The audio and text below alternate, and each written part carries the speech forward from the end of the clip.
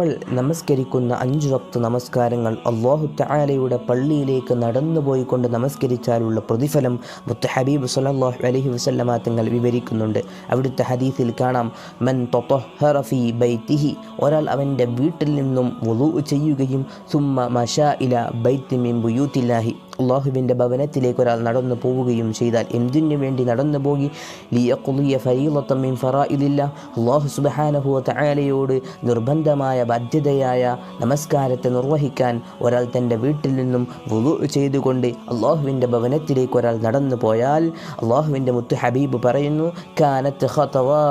ഖത്വതാഹു ഇഹ്ദാഹുമാ തഹുത്തു ഖതീഅതൻ വൽ ഉഖ്റ തർഫഉ ദറജതൻ, അവൻ്റെ ഓരോ ചവിട്ടടികളും അവൻ്റെ ഓരോ നടന്നുപോയ ഓരോ ചവിട്ടടികൾക്കും അനുസരിച്ച് അല്ലാഹു സുബ്ഹാനഹു വ തആല അവൻ്റെ പാപങ്ങൾ ഉതിർന്നു വീഴുകയും അതുപോലെ അവൻ്റെ ദറജകൾ, അവൻ്റെ പദവികൾ അല്ലാഹു ഉയർത്തപ്പെടുകയും ചെയ്യുമെന്ന് മുത്ത് ഹബീബ് സ്വല്ലല്ലാഹു അലൈഹി വസല്ലം